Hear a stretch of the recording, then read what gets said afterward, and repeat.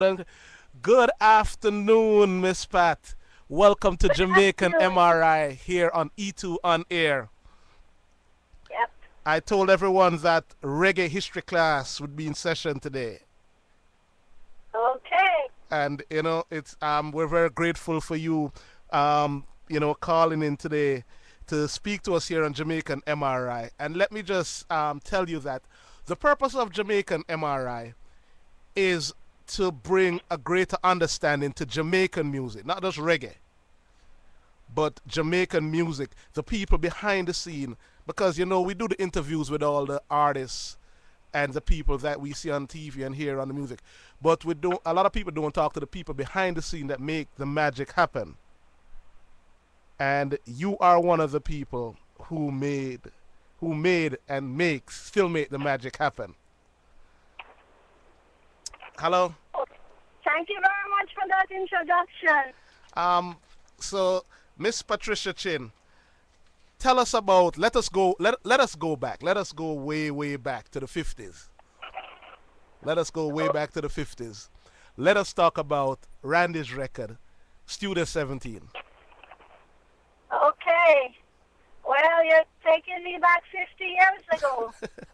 You know, Randy's record was started back home in Jamaica in 1959, in the heart of Kingston, Jamaica, where we didn't have anything but American music coming into Jamaica.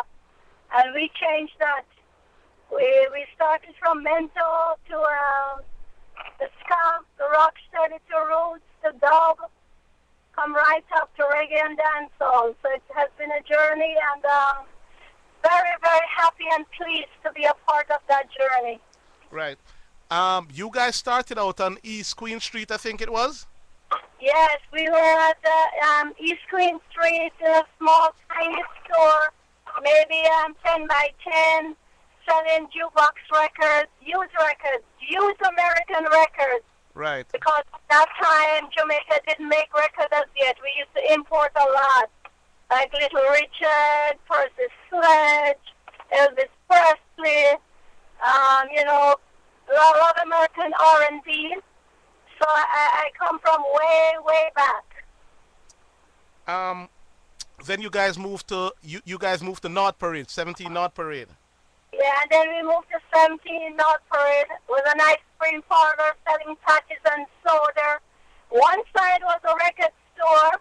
Actually, we rented a little space in the ice cream parlor, 10 by 10 space, still selling used records. Okay. And then starting to buy one-on-one American record and mix with the used records. Uh, And um, we were very successful, so we bought out the ice cream parlor. We did half of it was in music and half was in ice cream parlor, selling patties and sodas and soup. um, And then the history begins there. you said there was another record store inside that building, right? Well, we had a lot of record store around us. I would say 15, 16, 20 record store. North Parade, East Queen Street, up Chancellor Lane, this side me, in front of me, behind me. Everywhere was a record store. We were like a haven for records. Okay. So everybody came downtown to buy their records from the country. Also, foreigners come right there to pick up their 45 and their LPs. Well, And that's I went I went and did my history.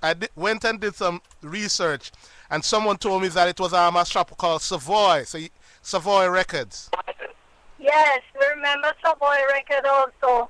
Okay. There was also Prince Buster record of the lane, Beverly's record, Cox record, Clancy Echoes record, Top Deck, the KG, Aquarius. There's a lot of record store techniques. Yeah. Too much to remember to, now. to remember, Joe Gibbs was down there too, I think. Joe Gibbs, Yeah. yes, Joe Gibbs was right beside me. So, And Joe Creed was around the corner there. Prince Buster, Beverly's Records. You know, there was quite a lot of us was in the music business. but let me ask you the question though, because you're talking about, you mentioned about 15 or 16 other retailers of records.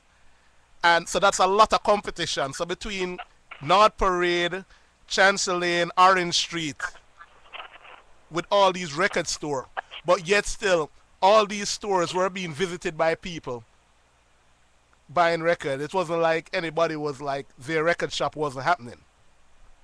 Yes. Ev- ev- Everybody prospered, you know. right, And it's who can have the most of every record, because remember, when a person ready to shop and buy their records, they want to try to get all their records at one place.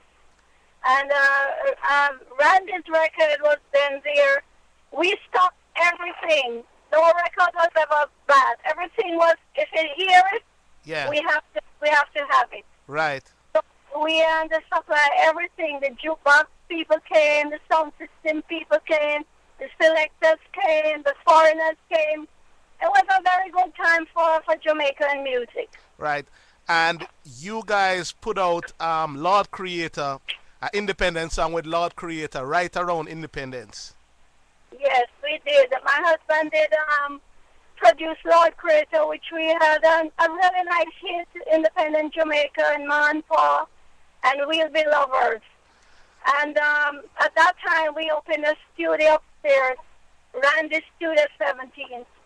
And there we helped all the small producers produce their records, including Bunny Whalers, Bob Marley, you know, you name it.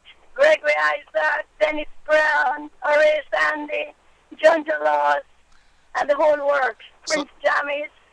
Everybody came there and recorded, and it was really a fun time because it was called Idler's Rest.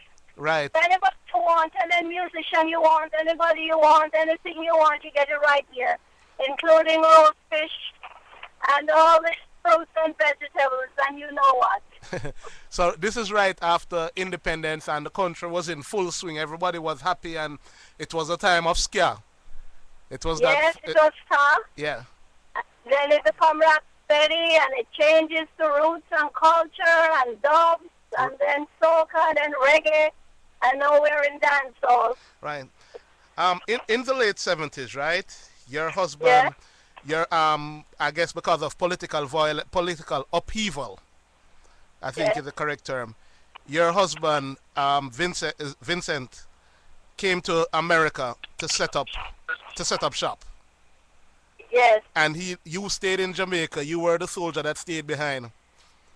Yes, my husband came like 3 to 5 years before I did. Right, So I had to manage the studio and still do the retailing, and at the same time sending music here to supply the reggae market here. right, And well, it was a trying time because I remember during those political violences, we had to close the store 3-4 times, you know, draw down the shutters, peep out, and then it was safe, bring in the higglers, come in with your fruits and your vegetables. right, And then when it was safe, we would all open back and take out their things to sell.